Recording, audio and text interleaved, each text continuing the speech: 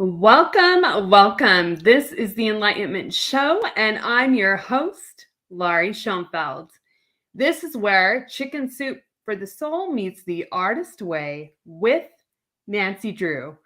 Our guest today is my dear friend, Terry Shepard, author of Chasing Karma, book 3 in the Jessica Ramirez series.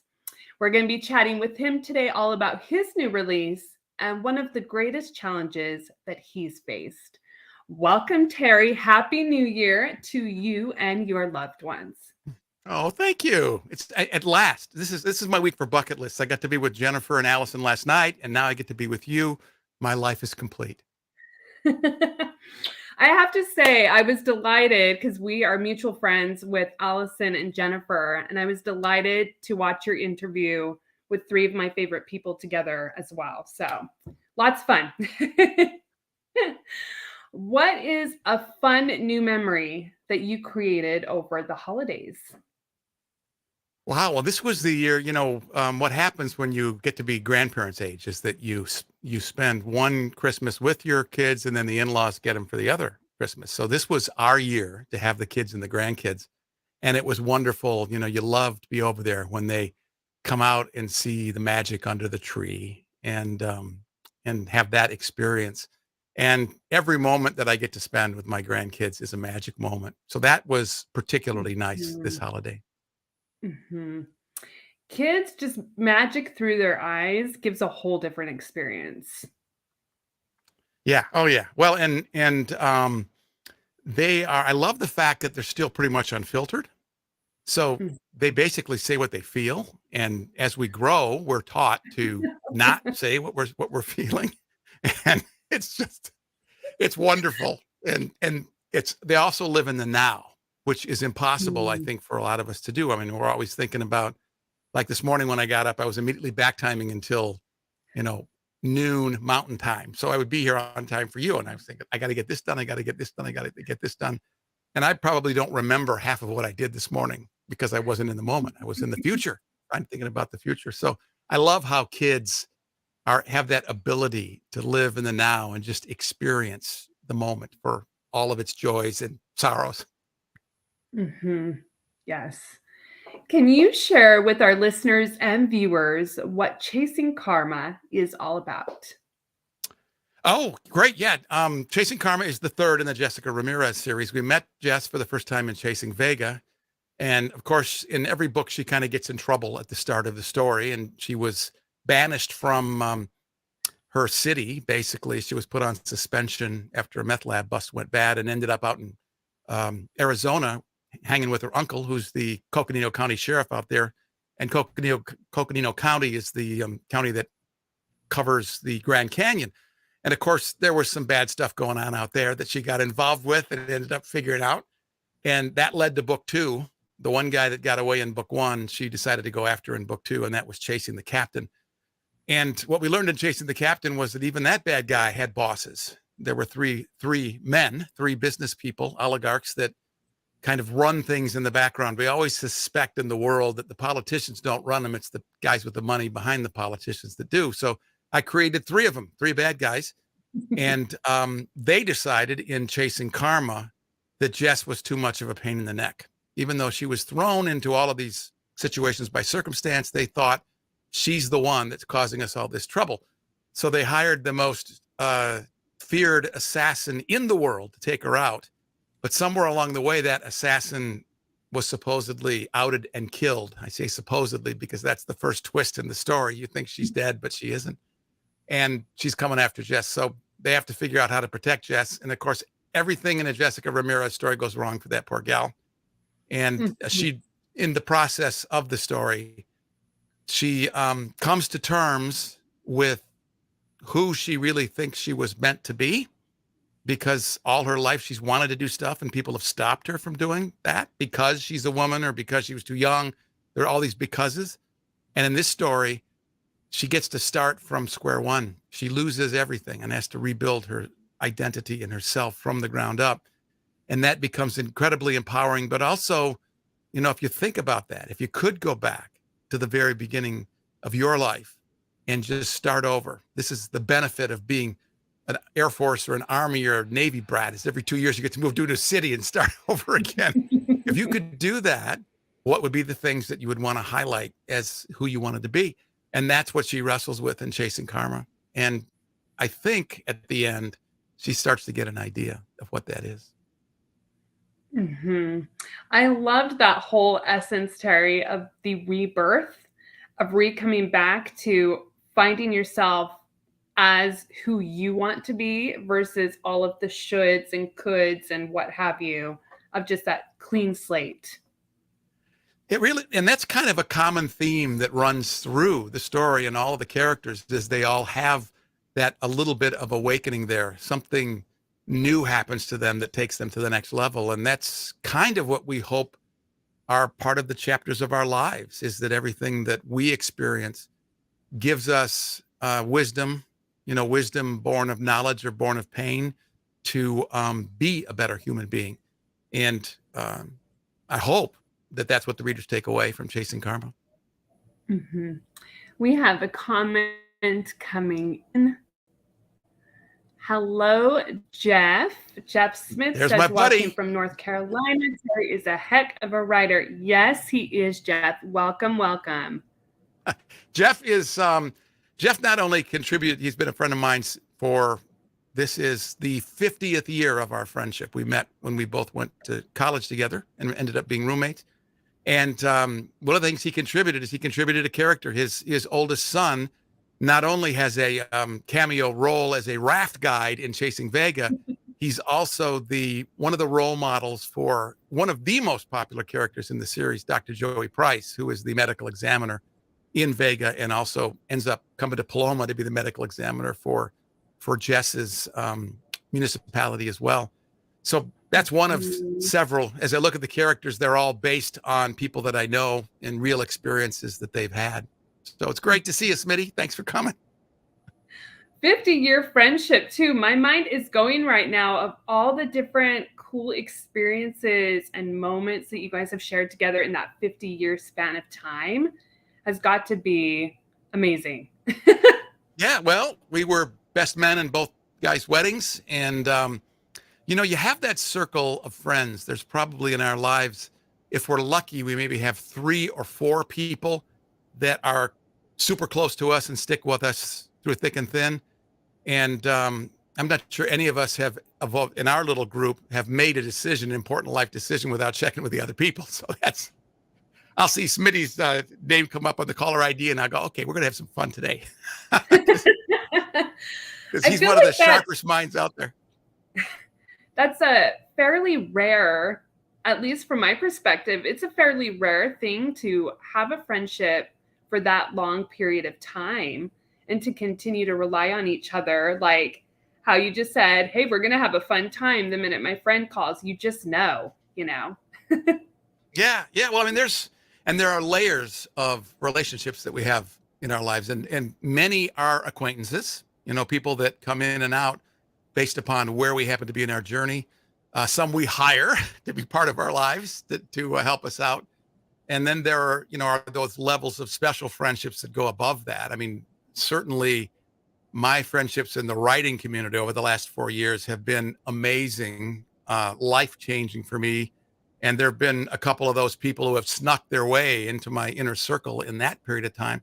So I think it's good to always have an open mind towards the people that you meet, because you never know when that special person might turn up. Mm-hmm. Absolutely agree with you. Angela Watson, hello from snowy Vermont. Hello, Angela. Welcome. Angela is fantastic, Lori. She and I are in a class with the great Lisa Kessler. Lisa Kessler is one of the most prolific writers writing today. She writes somewhere between 4 and 5 long-form novels a year, including dozens of short stories. And the way she does it is with tarot cards. So she has tarot cards decoded so that when she gets stuck in the plot, she picks a card that tells her what's happening and where to go. And that's the class we're taking. She's teaching Angela and me and several others how to speed up our writing through the use of tarot cards. Brand new for me. I was never a paranormal person at all until I got into this writing stuff. That is so fascinating. And that instantly just piques my interest of like, what are we going to have on the card? So there's that curious nature, that wonder that comes in of not knowing, but then still allowing and inviting imagination with whatever shows up. That's super cool. Yeah, I mean that's I think that's the one skill that you have to develop if you're going to write for a Mhm. living is the ability at any moment to take a prompt that somebody throws at you and turn it into a story. And Mhm. it's a lot like improv. You know, when you see remember watching Whose Line Is It Anyway, when those guys would get up there and Drew would give them a scenario and immediately they would run into something. And that's, you know, if you're going to write for a living, you don't have the luxury of sitting there and thinking, okay, what is going to happen next for Jessica? Because the public wants the book. I mean, that's the biggest challenge that those of us who are still developing writers with the beginning of our canon have is we don't have enough product out there. I want to be like Kirsten Moglen and I want to have over 30 books out there. And Mhm. I just I got to figure out how to write them fast, but also make them interesting. Because a lot of times with speed, you sacrifice quality if you're not careful. But that's inside baseball stuff. Yes, yes. You have been with Jessica Terry for the past 3 books. I'm sure longer than that, as you probably have brainstormed before that part. What are a few things that you love most about her and her character? Jess is based on a real person. She's based on my friend Tracy Ruiz, who is, in fact, a retired cop, 25 years experience. And um, when I was trying to decide what I wanted to write, she and I happened to be hanging out together, and she says, "Oh, I got a million stories." And the challenge for a lot of women in that era was that it was still a man's world. And a lot of the stories they tell don't have happy endings. There was a lot of prejudice and a lot of hazing and stuff that went on.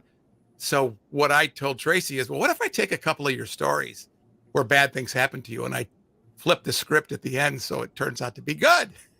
And we both like that. We thought that was very therapeutic. And there's actually a scene in Vega that is right out of something that actually happened to Tracy when she was working undercover. That Allie actually tells the story to Jess's uncle in third person in the tale.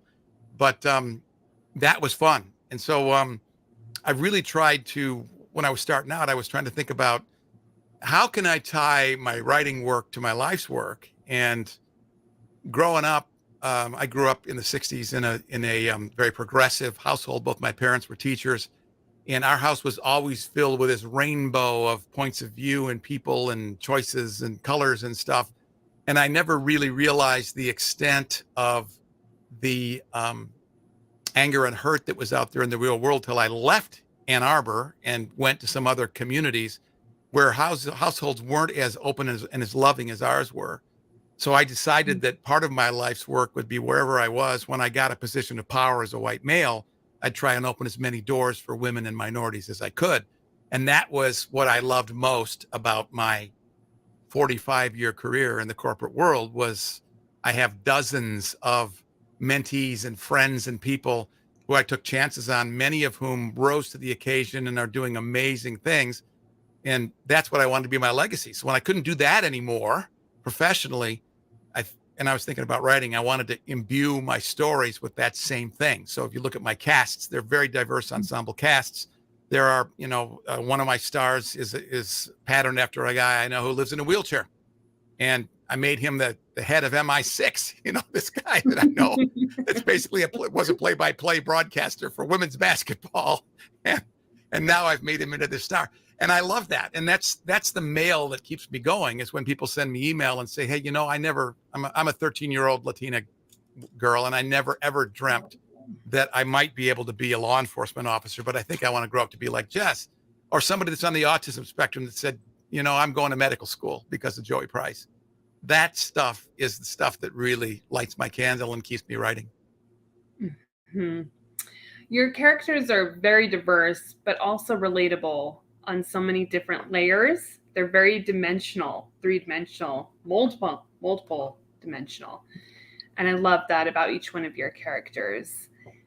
What do Yeah. you personally, Terry, when you are doing research, so let's talk about your action scenes, because they're one of my favorite things, is you're very clear on direction and staging, which I personally think is one of my hardest things to figure out. Do you act these out at your home, or is there before you write them out, or do you do that research of asking the real Jess questions, or a little bit of both there? Well, when I was a kid, one of my issues was insomnia. I couldn't sleep at night. So I had this drill where I would turn on, I had a radio station to listen to that. I had a show that came on 11:30, and that would be my background. But what I did was to go to sleep is I would imagine a movie from beginning to end, right from the Paramount opener or the Universal opener with the opening theme, and I would inject myself in as the character. And back then it was James Bond stuff. So I grew up thinking in cinematic terms. So the first thing I do when I want to learn a new skill is I try and find who I think are the best people in every dimension of that skill. And probably one of the best writers of action scenes that I know is Boyd Morrison. And I got to be friends with Boyd after we spent some time together on Authors on the Air. And so before I wrote the motorcycle chase scene at the start of Karma, I went to the library, between the library and my own collection of Boyd stuff. I read every chase that he wrote. And then what I did was I went to my favorite automotive chase scene, which is the chase scene in Steve McQueen's Bullet, which is an iconic movie chase scene. If you Google Steve McQueen Bullet chase scene on YouTube, you can grab it. And I put all those pieces together in my head and I said, okay, what do I do from here? And then you just start imagining stuff. And I needed to figure out a location for it. And Paloma, where Jess works, is based on the city of Quincy, Illinois. I wanted to find a river town in Illinois that I could put a university in and stuff. So I chose Quincy because when I was in corporate life, Quincy was one of the cities I managed. I had an operation in Quincy, so I knew it pretty well. So I started to envision I-72, which goes right over the Mississippi River at the Mark Twain Memorial Bridge. And I put Jess far enough back in that where she could chase Tony, the bad guy, on her crotch rocket motorcycle at 170 miles an hour. And that was fun to figure out. I didn't even know that there was such a thing as an MTT motorcycle that could do that. So I found that. And that's, that's the fun part about writing is the research. So as a white guy writing people of color, I know, and this is, I think everybody, we all have this as whatever our individual experience is, there's no way we can totally, get into the heads and hearts of another person, but we can walk beside them. We can experience their life as a companion, as an ally, and as a friend. So when I introduce a new character, the first thing I do is I try and find 3 people that live in that body. And I spend time with them in real life to get to know them, to understand what a typical day looks like, to understand what their challenges are, to get to know them as human beings. I'll talk to their friends, their spouses and stuff. And that gives me the energy to be able to, create the watercolors on the tapestry of hopefully for an authentic character. And I love it. My Alexandra Clark, I get a ton of email from my wonderful lesbian friends, and I have many who say, what are you doing telling my secrets? How did you know about that? And that's like a high compliment when they say that. You get it right. But there are also, like Tracy will tell me she doesn't like the cover of the book because she says the hand's too white and the finger's on the trigger. You never put your finger on the trigger unless you're going to pull it. And I said, Trace, you got to read the book because she's about to pull that trigger. So, at least that was my excuse. So they help you on both sides.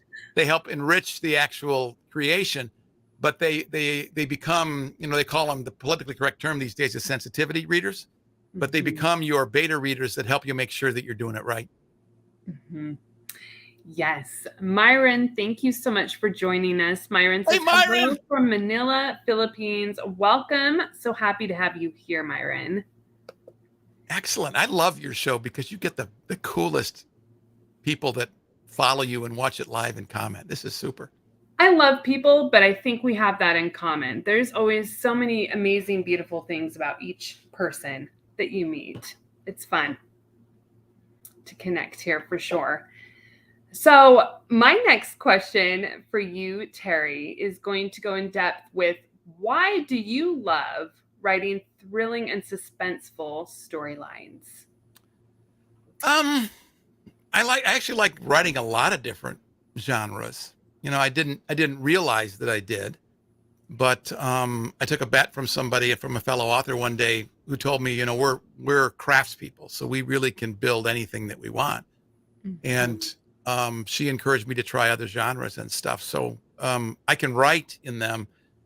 I like the thrillers because, and especially the ones that I write about Jess, because when you pick up a Jess book that she's going to prevail. It's just a question of how. And it's like getting on Thunder Mountain Railroad at Disney World. It's not going to be super scary, but it's going to give you enough of an adrenaline rush that you're going to enjoy it. And at the end, the sunshine's going to be there and things are going to work out. And those kind of stories I love, because we live in a world nowadays that is so uncertain, and so many of the paradigms that we thought were going to be ours for a lifetime are not there anymore, that Mhm. I think we need that escape. So I enjoy writing those kind of tales, but it's fun to write other stuff. Mhm. It's Yeah. Yep. I have a couple of short stories that are coming out that are not at all thriller stuff. They're more mystery or um, suspense, and that's fun too. I used to love watching Twilight Zone, so I'm a huge Rod Serling fan. I love that stuff too. Yeah, there's always, I like with different genres. I had someone that I met at a conference, crime writers, actually 5 years ago, that had asked me, she wrote specifically science fiction, but she kind of dabbled in other genres. And she said, have you written a science fiction novel before? And my question or my response to her was, no, I don't feel like I know enough about the world.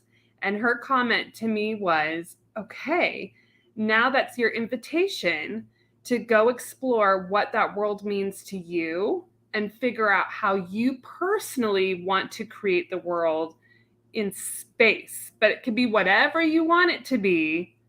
Just play with it and see how you feel. And I loved that because it helped me to realize like I was only thinking that I could only write specific genres rather than looking at it from a whole spectrum. If there's always things to play in every genre that feels and is a whole different experience in different realms of what you want to write. The stories are all the same. It's boy meet Mm-hmm. girl. It's the cowboy western stuff. Star Wars is basically a western in space in a Mm-hmm. galaxy far, far away. And the cool thing about writing in sci-fi is that back in the 1960s, when we couldn't overtly talk about a lot of these issues we were wrestling with, was a way that guys like Rod Serling and Alfred Hitchcock could actually tell morality tales. If you look at most of the Twilight Zone series, there's a morality tale that is very, very relevant for the current day. Same with Star Trek.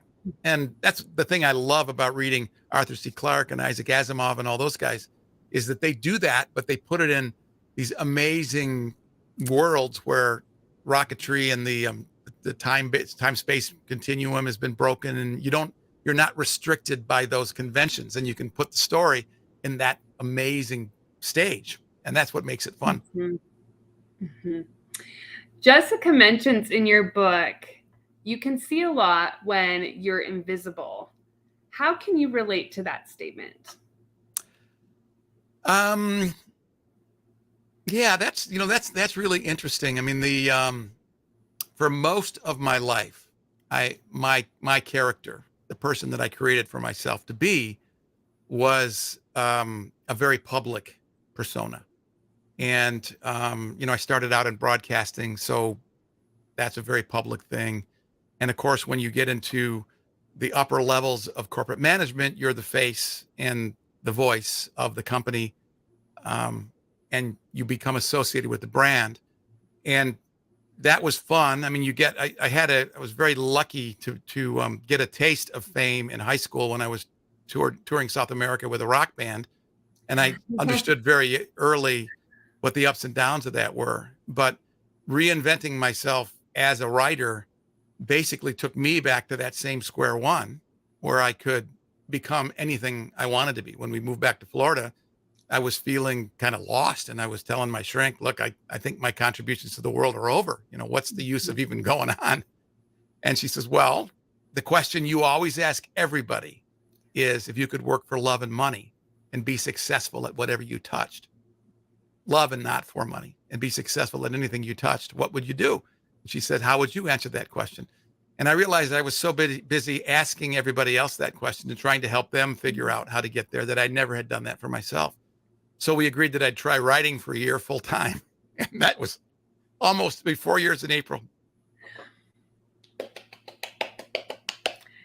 Yay, you reinvented yourself, and we're so grateful as the readers with your characters and what you're putting out there in the world with your books. Thank you for listening to that new part of Terry. Oh, thanks. Yeah. What are some of the best nachos, Terry, that you have ever had? That's a question for my wife because I'm not a spicy guy. I don't really like spicy foods. I'm bland and boring. The wildest stuff that I like is Italian. If I could eat anything and not have to worry about it, it would be chicken Parmesan with linguine Alfredo on the side and a big glass of red wine. But I also like to kind of keep my heart ticking and stuff. So especially in January, that cleanse thing where I try and make sure that I'm eating lots of vegetables and things that are good for me. So nachos would be hers. She knows all that stuff. When I travel, that was the thing she used to love when I traveled because it was all Mexican food. We'd find all her friends and go out for that stuff. What's your favorite go-to vegetable now, Terry? Probably kale. I make the smoothies every day with protein powder and stuff. And my smoothie, actually Jessica's smoothie recipe is vanilla protein powder, 3 carrots, 3 frozen strawberries, half an apple, half a pear, and a half cup of frozen kale. So I'm not doing exactly that in January. I've cleaned it up just a little bit, but that's the usual lunch for me every day. Angela is also saying ooh with me, but kale chips are good. Yes. I've never had them. Oh my gosh. Right, Angela. I forgot about that. And they're good because they're salty. I love salt too. That's great. I'm glad you suggested that. After January's done, I'm going to go get me some kale chips. What is one of the biggest challenges that you've faced, Terry? I think probably, there's a couple, but the one that sort of redefined both Colleen and me was her cancer diagnosis. She was in 2010. She was diagnosed with ovarian cancer, and people don't survive that. It comes late. And we were lucky in a way because her oldest sister was diagnosed at stage 3. And we kind of went through her journey with her. She was at that point a single parent, grown kids. So I stepped in as the surrogate husband, surrogate dad during her care and through her journey. And so after she passed away, Colleen said, look, I'm not messing around. I don't have any symptoms, but I'm going to go, have everything taken out. Because another thing that she and her sister share, they're both BRCA positive. The BRCA gene is an indicator for cancers. So she went and had a hysterectomy and everything looked great, but in the wash, there were cells and she was diagnosed at stage 1. So that began our journey. And she was in remission for a while and it came back. And now she's been in remission. We just finished 10 years since her diagnosis. And her oncologist has said, look, you're in the numbers now in the actuarial tables where, you're going to die at the same rate as everybody else. So you don't have to worry about cancer being the thing that's going to kill you anymore. We're still very vigilant about it. But when that diagnosis came for us, that changed everything. You have this vision when you're a kid that you're immortal. And all of a sudden we had lived through the death of a sibling and somebody we loved a lot. We'd been with her on her last days. And we knew the value of life in a very unique way. So that changed every day for us. The 2 best times of day for me are in the morning when I roll over and I see her face, her sleeping face, and I realize I get another day with her, and the evening after we have made the most of that day together when we kiss each other and go to sleep. So it's been that way for um, almost 3,500 days, more than 3,500 days we've been given to do that. And every one of those days has been special. Once you've had that kind of shock to your system, whatever that trauma is, that everything is more intense. The colors are brighter, the highs are higher, the lows are lower, and you have to find a new way to relate to the world. And that's what we did. So that would probably be one of the two big things that were big life changers for me. Mhm. I love how you are treasuring every moment with her as a gift that it is. Yeah, I mean, I don't know why she married me. I just lucked out. I totally lucked out. I got this amazing kind of um, lottery ticket, emotional lottery ticket when I got her. And it's just incredibly been magic the whole time. I mean, it's every relationship. We're not perfect. We came into it. We got married very young. I was in my mid-20s when we got married, and a lot of people were saying too young, not enough life experience, all that kind of stuff. And we've grown together. We haven't always grown in the same direction, but we've always prioritized the team first. And I think Mhm. that's been the secret, because there are, the days when she looks at me and can't stand me, that keeps me in the game, because we think about the team.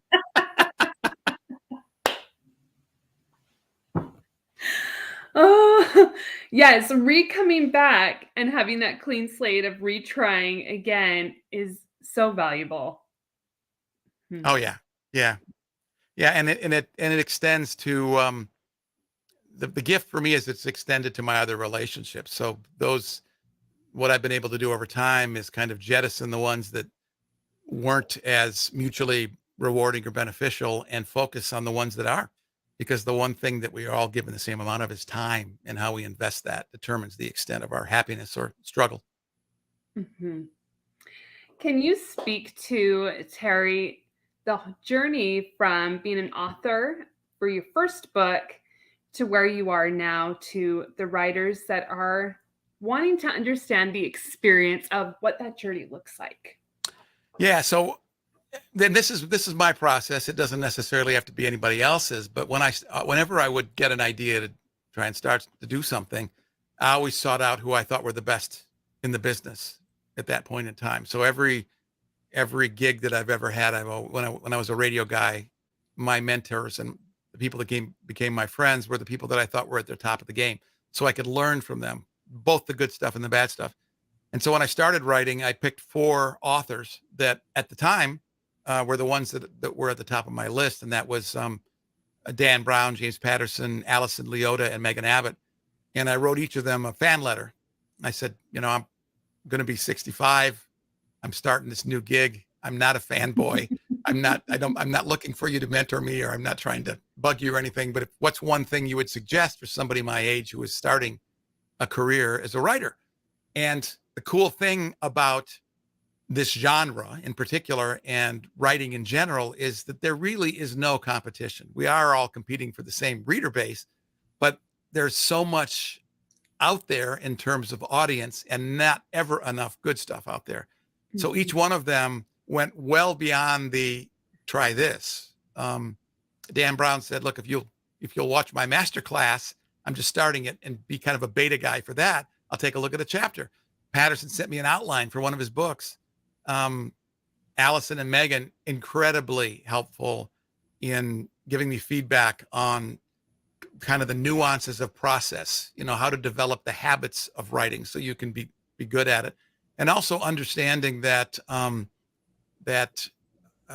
reasons that they both kind of went into writing and the challenges that they still live with in everyday life, they don't go away. I mean, there's nothing we do that ever fixes everything, but Mhm. the adventure is figuring out what we can do in the situation we're in to make the most of that situation.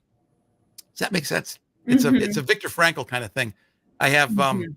I have a thing I keep by my desk here whenever the depression gene kicks in, that is a blog post I wrote about the Stockdale paradox. I don't know if you're aware of that, but this guy Jim Stockdale was a prisoner in the Hanoi Hilton during Vietnam for 7 years, and came out just an incredible, had this rock star attitude. And his paradox is that you have to face the most unpleasant dimensions of your current reality without ever losing faith that you'll prevail. And when you overlay that with Viktor Frankl from Man's Search for Meaning, who says that the guys who were able to survive the concentration camp during the Holocaust were the ones who still found things that could give them meaning in that situation. And it doesn't matter where you are and what you're doing, there is a way that you can make a meaningful contribution. And that's the game. That's the game of life, is every day with whatever strength you've got left, what can you do to make the world around you a little bit better? And that was the way that I approached writing. And then other people found me. I mean, I've never really been a believer in magical paranormal stuff, but what I did discover was that people came out of the woodwork at just the right moments, when I was having these moments of wondering whether or not I could do it, and actually thinking this isn't the thing for me. These people would pop out of, on Facebook Messenger, and they'd say, "Hey, Terry, how's it going? How you coming with Vega? What's happening?" And I would say, "How did you know that? How did you know to hit me at just that time?" And one of my dear friends, Dennis Wilberg, who's an incredible author in her own right, a movie producer, and just a kind of a Renaissance woman, was the first one to fly out of that paranormal world. She's a big believer in that whole world of paranormal. And she knows she's on some sort of wavelength with me, because she shows up at just the right moments with just the right words. And I don't know where she came from. I don't know why she came out of that, but she and Don are like two of Colleen and my closest friends. We love her kids and her grandkids, and they've become part of our life. So I'm grateful for all of the twists and turns that brought me to this moment in time, because I never would have had people like Donna or you in my circle, in my orbit, if it wasn't for becoming a writer. I was thinking about that too when you were talking of the way you and I connected. The timing was just really on point for what my heart needed within a friendship in that moment. So it happens all the time. That beautiful, I don't know how it works either, Terry, but I'm grateful that whatever's going on continues to keep moving. Exactly. That is exactly right. Just be grateful for another day, whatever it brings. Yes. We're going to take it to the inner child question segment. Are you ready, Terry? Sure. Okay. First question. What was the first book that you've read that got your heart pumping? Wow. Probably The Chronicles of Narnia, Lion, the Witch, and the Wardrobe. Ooh. Yeah, I was a big C.S. Lewis fan. And my best friend at the time, who is now the very famous blues musician Al Hill, his mom was a professor of literature. And she introduced us to The Chronicles of Narnia. And I read that series from beginning to end. And that was the first one. Yeah. Did you have a favorite scene or part that you come back to often, or did you just love it as a whole? I could identify with, and maybe this could be something for you too, is those kids were my age, so I could identify with each one of them. I could identify with the two guys, Peter and Edmund. Peter for being kind of the strong one, the king-like one, and Edmund for being the flawed character who worked through his challenges. Because we were all living that at the time. So I think those were probably the things that connected me with it. My favorite scenes in the Narnia books are when the magic happens, when Aslan steps in and does his thing at the beginning of Prince Caspian, when they're on the train deck with a bunch of other students, and they feel the call of Narnia, and they're being pulled into Narnia hundreds of years after their first experience there. That's a scene I like to go back to, because the way Lewis writes that, the way that he makes that movement happen, it's an action sequence. Yeah.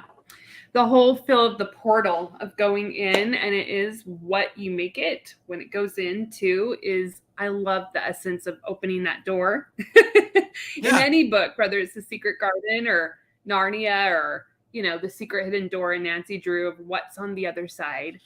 that we're going to find Yeah, I out loved and Hardy figure out. Boys and Nancy Drew. I mean, that my friends Jim and Kim Keyline are probably the two most Kim. knowledgeable Yes, Kim. people in the about the Stratmeyer Syndicate and the formula for those books, because I must have read 20 or 30 between Nancy Drew, and I didn't discriminate. I thought Nancy Drew was just as good as the Hardy Boys, and in some ways better, because she was kind of a single in single combat a lot of the times. But learning from Jim and Kim about the formula for those books, about how they, how to create that, and it really was in many ways based upon Stratmeyer's understanding of the human psyche at that time, about how they like to consume content, was very, very instrumental in helping me understand how to pace stories. hmm Yeah. I got a few old copies of Nancy Drew from Kim a few years ago for my birthday. So I need to get a few more, but they collect beautiful editions too. Yeah, well, and that's Kim and James inspired my newest kid series. I have a new series that I'm writing for my grandson. My grandson is finishing up 6th grade, going to be in 7th grade. So I'm writing a mid-grade detective series called the 221B Club, where there are 4 very different kids in there that are in middle school. Each of them comes with a strength and a weakness, but when they work together as a team, they have the intellect of Sherlock Holmes. So I Yes. overlay the some Sherlock Holmes stories onto it, but also what I did, which is really fun and has really helped me identify with and understand my grandson better, is that I use the curriculum. So the first story, called The Romanov Gene, which just came out, it's very short, it's a short story that's out there on Amazon right now, is they're studying genetics at this point in time in the 6th grade science curriculum, and blood diseases. And one of the things about royalty is that somewhere along the way, hemophilia got into that gene pool. And so the story that I wrote, the first story for the 221B Club, was the 4 of these kids figuring out one of their classmates gets a cut playing basketball and the cut won't heal. And so they determined he has hemophilia. And of course they go back and try and figure out where that came from. And they study the Romanovs, the last Tsar family in Russia. And that's how the story comes around. But I try and write it with the pacing that the Hardy Boys and Nancy Drew stories are in. So they fly along and I don't lose the kids' attention. Mhm. Second question. What was one of your favorite toys or action figures as a kid that you liked to either play or talk to? Oh, I mean, the best Christmas gift I ever got was a Strombecker slot car set. And this probably was in maybe 5th or 6th grade, when I was about Hudson's age, my grandson's age. And it was the one year when my parents they were dialed right into my head. They knew exactly what I wanted. Slot cars were a thing. And they got me a fantastic set. One of my neighbor friends who was into it came over on Christmas afternoon. We put it together and I played with that thing nonstop. I mean, you had to learn. Back then, slot cars were the video games of that day, and Mhm. they followed the laws of nature and physics. So you had to drive them properly or they would slide right off the track. And that, to this day, that's still one of my all-time favorite presents. Could we find that on eBay today, Terry? Do you think? I'm sure it's out there, and I'm sure it's very expensive. A lot of these, it's like the old Hardy Boys books, the good ones are collector's items.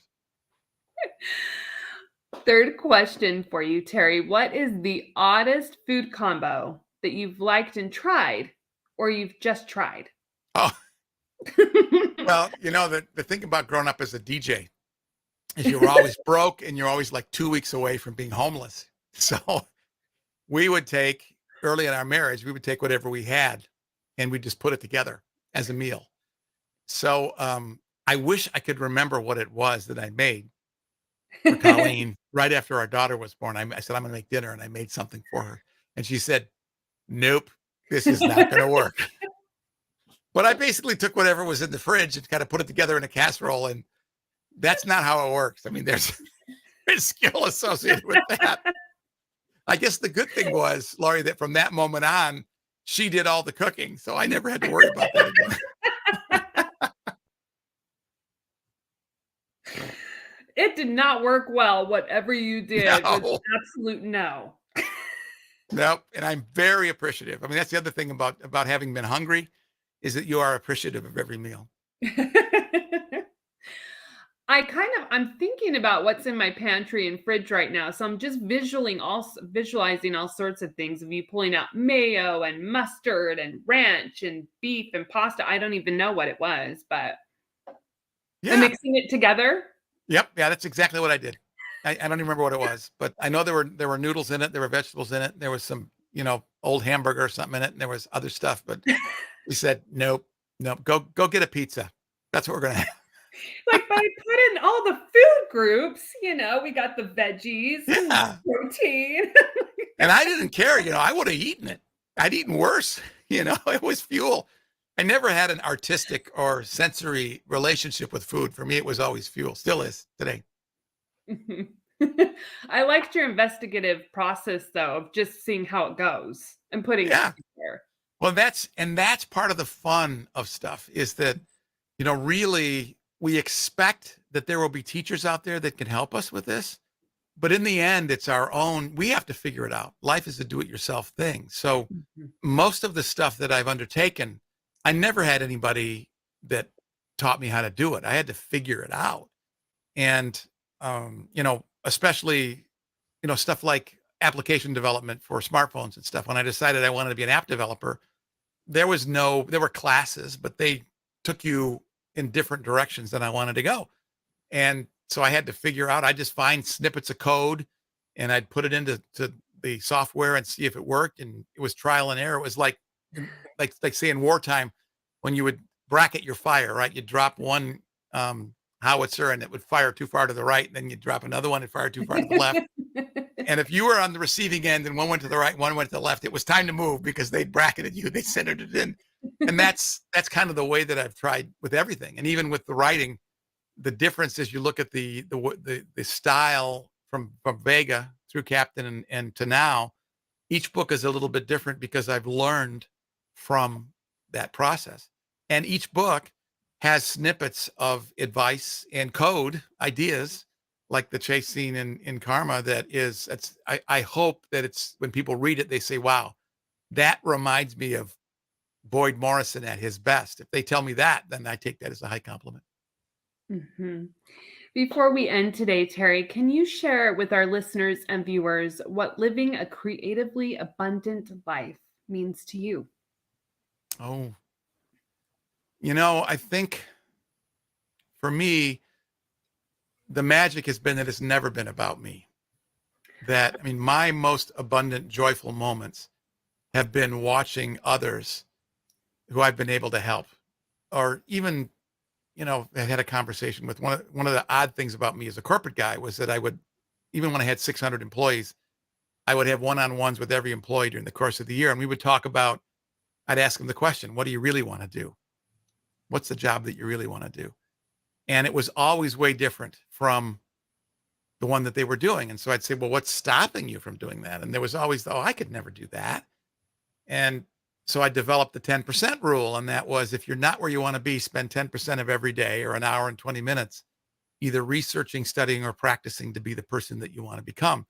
Because if you act as that person, you will become that person. It's one of the laws of nature that always worked. It's worked for me. Every time I've wanted to become somebody, I started to act like that person and I ended up becoming that person. So that for me, abundance in life is, it can be as simple as going through the Burger King drive-through and complimenting the woman who takes my order on her tattoos. Where did you find that ink? Where did you do that? And for a lot of people who live that life, nobody ever says anything like that to them. And to watch them brighten up. And that's one end of the spectrum. And the other is, I had a woman that was working for me that wanted to be in leadership. And it was a time when that wasn't commonly thought of in her particular part of the profession. And I said, let's do it. You do it. And that ended up opening the door to her. She realized she was in a marriage she didn't want to be in. She figured out how to get out of that. And she ended up as a senior executive. She kind of ended up outranking me in the company that I worked for way back then. And that, that moment, and we're still in touch. We still talk.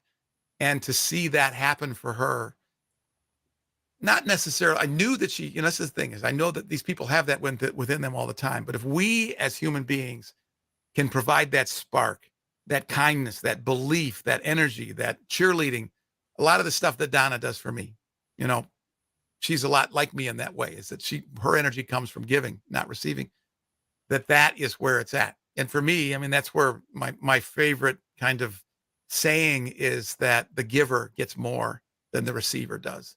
The joy's in the giving. So that to me, in a nutshell, is kind of what an abundant life is. It's not what we can take.